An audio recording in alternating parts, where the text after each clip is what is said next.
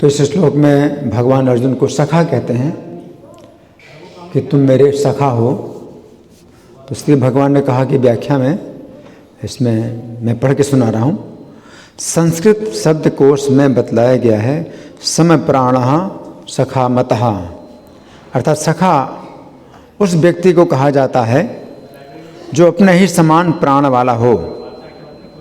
इसका अर्थ यह है कि व्यक्ति अपने सखा के सुख को अपना सुख तथा अपने सखा के दुख को अपना दुख समझता है, अपने सखा के जीवन को अपना जीवन तथा अपने सखा की मृत्यु को अपनी मृत्यु समझता है। इसका अर्थ यह भी है कि व्यक्ति सखा के जीवन की रक्षा के लिए अपने प्राण भी देने के लिए तैयार रहता है। तो यहाँ पर श्री कृष्ण अर्जुन से कह रहे हैं सखा च इति, अर्थात हे अर्जुन तुम मेरे सखा हो। महाभारत भीष्म पर्व के 107वें अध्याय में श्री कृष्ण युधिष्ठिर महाराज से कहते हैं राजन, आपके भाई अर्जुन मेरे सखा संबंधी और शिष्य हैं। मैं अर्जुन के लिए अपना मांस भी काट कर दे दूंगा। ये पुरुष सिंह अर्जुन भी मेरे लिए अपने प्राणों तक का परित्याग कर सकते हैं। तात हम लोगों में ये प्रतिज्ञा हो चुकी है कि हम एक दूसरे को संकट से उबारेंगे। युद्ध के पहले सब लोगों के सामने अर्जुन ने ये प्रतिज्ञा की थी कि मैं गंगानंदन भीष्म का वध करूंगा। अर्जुन के उस वचन का पालन करना मेरे लिए आवश्यक है। अर्जुन ने जिस बात के लिए प्रतिज्ञा की हो उसकी पूर्ति करना मेरा कर्तव्य है, इसमें संशय नहीं है। इति श्री कृष्ण की इन बातों से पता चलता है कि श्री कृष्ण की अर्जुन के साथ अत्यंत घनिष्ठ मित्रता है। तो महाभारत आदि पर्व के 217वें अध्याय में वर्णन आता है कि एक बार अर्जुन ने युधिष्ठिर महाराज की आज्ञा से 12 वर्षों के लिए वनवास का नियम लिया था। उस समय भी अनेक स्थानों की यात्रा करते हुए जब प्रभास क्षेत्र में पहुँचे, उस समय श्री कृष्ण अपने सखा अर्जुन से मिलने के लिए द्वारका से वहाँ पर पहुँचे। प्रभास में श्री कृष्ण और अर्जुन ने एक दूसरे को देखा। दोनों को हृदय से लगाकर कुशल प्रश्न पूछने के पश्चात वे परस्पर प्रिय मित्र साक्षात नर नारायण ऋषि वन में एक स्थान पर बैठ गए। वहाँ पर दोनों एक दूसरे की जीवनचर्या के संबंध में बातें करते रहे।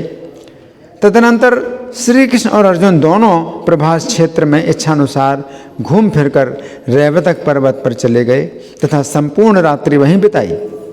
भगवान श्री कृष्ण की आज्ञा से उनके सेवकों ने पहले से ही आकर उस पर्वत को सजा रखा था और वहाँ भोजन भी तैयार करके रख लिया था। अर्जुन ने श्री कृष्ण के साथ अनेक प्रकार के व्यंजनों को यथारुचि खाकर नटों और नर्तकों के नाटक और नृत्य देखे। फिर दिव्य सैया पर सोए हुए अर्जुन ने भगवान श्री कृष्ण से अनेक तीर्थों, कुंडों, पर्वतों, नदियों तथा वनों के दर्शन संबंधी अनुभव की विचित्र बातें बतलाईं। इस प्रकार बातें करते करते अर्जुन उस सैया पर सो गए।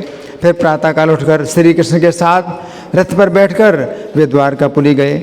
उस समय श्री कृष्ण की आज्ञा से अर्जुन के स्वागत के लिए संपूर्ण द्वारकापुरी सजाई गई थी तथा अर्जुन का दर्शन करने के लिए लाखों की संख्या में द्वारकावासी मनुष्य आए।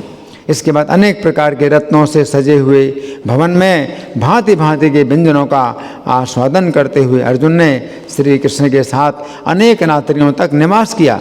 इन बातों से पता चलता है कि श्री कृष्ण तथा अर्जुन के बीच में अत्यंत घनिष्ठ मित्रता का संबंध था। इसलिए श्री कृष्ण यहाँ पर अर्जुन से कह रहे हैं सखा च इति, अर्थात हे अर्जुन तुम मेरे सखा हो। तो इससे क्या पता चलता है कि भगवान श्री कृष्ण अर्जुन को जो है बहुत अपना प्रिय सखा मानते हैं और ये वास्तव में नर और नारायण ऋषि हैं जो कि बद्रिक आश्रम में रहते हैं और साथ साथ तपस्या करते हैं। और इनका जो अवतार हुआ है वो पृथ्वी की रक्षा के लिए है, पूरी सृष्टि की रक्षा के लिए। तो कोई नहीं जानता है कि ये अपनी तपस्या के द्वारा सृष्टि की रक्षा कर रहे हैं, नहीं तो सृष्टि में इतने पाप हो रहे हैं कि ये नष्ट हो जाएगी।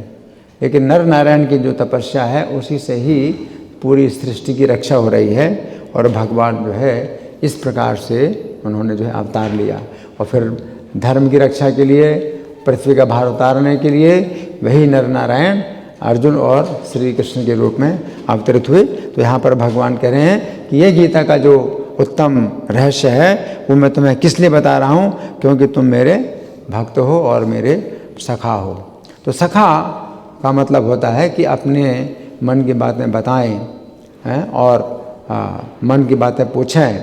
तो अर्जुन का जो है और श्री कृष्ण के साथ में जो सखा का संबंध है, उसी संबंध में श्री कृष्ण अर्जुन को बता रहे हैं और अर्जुन श्री कृष्ण से पूछते हैं। गुह्यम आख्याति पृच्छति, जो प्रीति लक्षण होता है उसमें गुह्यम आख्याति पृच्छति, तो जो गोपनीय जो छिपी हुई बातें हैं तो वो बताता है एक दूसरे को, बताते हैं एक दूसरे को और एक दूसरे से पूछते हैं।